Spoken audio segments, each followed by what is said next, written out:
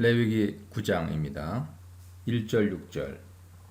앞서 1장 7장에서 상세히 규정된 제사들이 최초로 드려집니다. 이른바 제단 가동식이죠.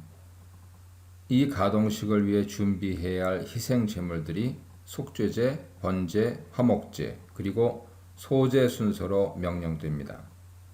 그러나 실제로 드려진 순서는 화목제에 앞서 소제가 가장 먼저 제단에 불태워졌습니다. 이것은 매일 아침 저녁마다 번제에 이어서 소제가 드려지는 법칙의 기준이 된 셈이죠. 제물 준비는 다음처럼 준비할 수 있습니다. 먼저 아론과 그의 집안을 위해서는 속죄제 번제가 드려지고 화목제 소제는 드려지지 않았습니다. 속죄 제물은 숫송아지, 번제 제물은 순양입니다. 두 번째로 회중을 위해서는 속죄제, 번제, 화목제, 소제가 모두 드려졌는데요. 속죄 제물로는 순염소, 번제 제물로는 숫송아지와 어린 양 혹은 어린 순양, 화목 제물로는 숫소와 순양, 소제물로는 기름 섞은 소제물이 드려졌습니다. 이처럼 제단 가동식에서 제2 가치가 더 높은 수컷 짐승들이 바쳐졌습니다. 또한 화목제 소제는 회중 편에서만 준비되었습니다. 이것은 추후에도 화목제 소제가 거의 대부분 회중들의 감사 제도로 고착될 것을 말해줍니다. 제사장 위임식과 마찬가지로 온 회중이 성막에 모였습니다. 1절 4절은 장로들이 대표로 회막 안으로 소집되어서 이 행사가 진행되었음을 암시하죠. 이 집회는 일주일간의 제사장 위임식에 이어서 제8일째 제단 가동식까지 이어집니다.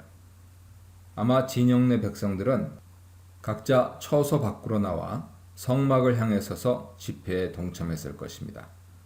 모세는 운집한 회중, 장로들에게 이제 이 최초의 제사들과 더불어 여호와의 영광이 그들에게 나타날 것이라고 소리칩니다. 7절로 21절입니다.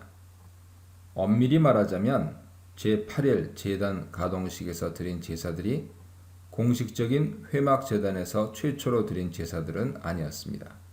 왜냐하면 이미 직전에 일주일간의 제단 봉헌식과 제사장 위임식에서 제사장들을 위한 속죄제, 숫송아지죠. 그리고 번제, 순양이죠.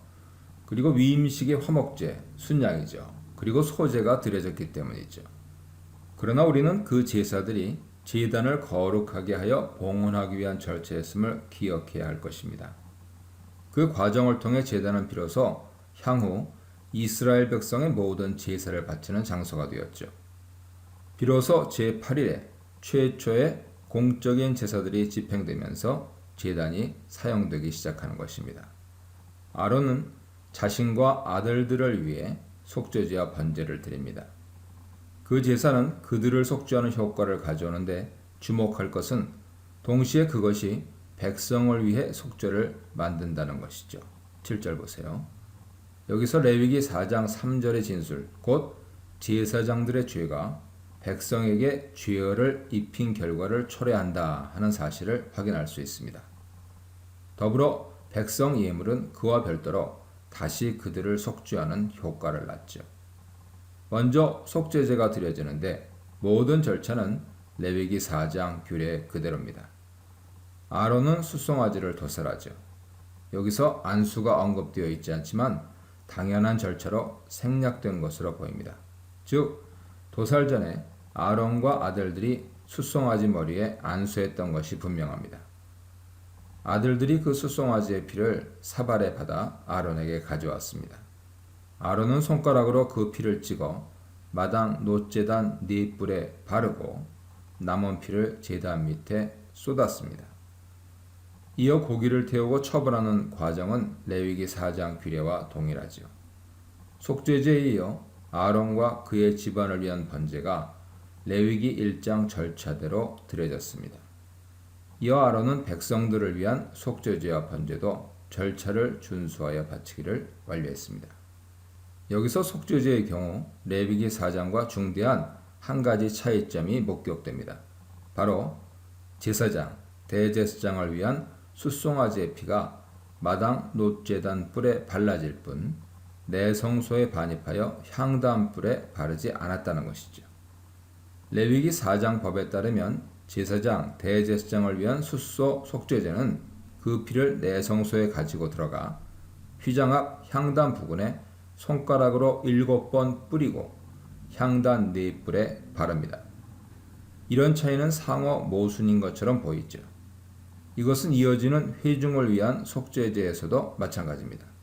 게다가 회중의 속죄제는 숫송아지가 아니라 순양이라는 점도 레위기 4장과 다릅니다. 이 문제는 앞서 일단 지나쳐왔지만 레위기 8장 제단 봉헌식과 제사장 위임식에서도 마찬가지로 거론될 수 있는 문제였죠. 8장 14절로 17절 보세요.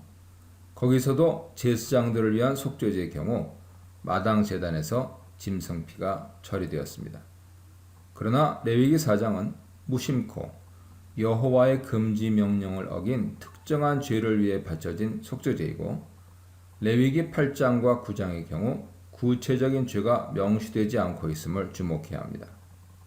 우선 레위기 8장은 제단을 거룩하게 하는 봉헌식으로서 혹시라도 제단에 묻어 있을지 모르는 잠재적인 부정결을 깨끗하게 하기 위해 피를 제단 4뿔에 바른 것으로 추론됩니다. 속죄제를 이후 6일 동안 매일 반복해서 드린 배경도 동일한 이유일 수 있죠. 백성 중 누군가가 부정결하거나 어떤 죄를 지었다면 제단이 더럽혀지기 때문입니다. 예컨대 출산한 여자나 유출 환자가 백성 중에 존재한다면 제단이 더럽혀집니다. 레위기 9장의 제단 가동식의 경우 마찬가지로 특정한 죄를 지어서 속죄제를 바친 것이 아니라 제단 사용을 시작하는 행사로서 다른 제사들과 더불어 속죄제를 바친 것으로 보는 것이 타당해 보입니다. 즉, 현재 속죄제는 특정한 죄나 부정결의 문제를 해결하기 위한 목적을 지닌 것 같지 않습니다. 따라서 레위기 4장의 속죄제와 그 목적과 취지가 달랐고 그런 이유로 레위기 4장의 표준을 따를 필요가 없던 것으로 보이죠. 아마 그럼에도 불구하고 이 속죄제 피가 제단을 씻는 효과는 있었을 것이고 따라서 백성들의 구체적인 죄를 인해 드려진 속죄제는 아니지만 그들이 인식하지 못하고 있는 죄 문제를 해결하는 효과를 냈을 것입니다. 그리하여 제단 가동식과 더불어 향후 백성들은 죄 문제가 해결된 백지 상태에서 제단 사용을 시작할 수 있었을 것이죠. 여기서 중요한 원리가 한 가지 도출됩니다. 레위기 4장, 5장 속죄제는 모든 속죄제의 절대 표준이 아니고 비고의적인 죄를 해결하는 표준 아니다 하는 것이죠. 속죄제는 다양한 때 상이한 목적으로 바쳐질 수 있었습니다. 비고의적인 죄, 특정한 죄 해결과 무관한 절기의 속죄제 같은 많은 경우에서 제사장을 위한 속죄제 소의 피가 마당 제단에서 처리되고 또한 회중의 짐승은 소가 아닌 순양이 대부분인 것이죠. 속죄제에 이어 번제를 드릴 때 소제가 곧바로 이어집니다. 매일 아침과 저녁에 제사장이 번제 순양을 각각 바칠 때 소제가 곁들여지는 것이 규칙이었습니다. 그 규칙대로 제단 가동식이 진행됩니다. 마지막 제사는 화목제입니다. 백성이 준비한 숫소와 순양을 잡죠. 모든 절차는 레위기 3장 화목제 규례 그대로입니다. 요제로 흔든 가슴들과 오른쪽 뒷다리는 제단에 태우지 않고 제사장들의 몫으로 돌립니다. 22, 24절입니다. 아론은 모든 제사를 마친 뒤 백성을 향해 축복을 하고 제단에서 내려옵니다. 제단에서 내려온 아론은 모세와 함께 회막으로 들어갔습니다. 이때 임명받은 제사장이 최초로 회막에 들어간 순간입니다. 그 전에는 모세 홀로 회막에 출입했죠. 모세와 아론은 회막에서 나온 뒤 다시 백성을 축복합니다. 아마 이러한 백성을 향한 축복은 민수기 6장 24절에서 27절이 하나의 모범일 수 있습니다. 이때 여호와의 영광이 나타나 불이 그분에게서 내려와 제단 위에서 타고 있던 모든 제물들을 순식간에 살랐습니다. 백성들은 이 장면에 압도되어 놀라 소리를 지르며 엎드렸죠. 이 비명은 히브리어 라나안에 비춰볼 때 기쁨의 외침으로 보는 것이 합당합니다. 최초의 제단불은 모세가 지폈고 그 불 위에 아론이 최초의 제사를 드렸지만 위에서 하나님의 불이 엄습해서 그 제물들을 태웠습니다. 이로써 제단불은 신적 불로 승격되어서 꺼져선 안 되었습니다. 이 문단에서는 거룩한 제단, 거룩한 제사, 제사와 하나님의 임재에 대해 묵상해 보시기 바랍니다.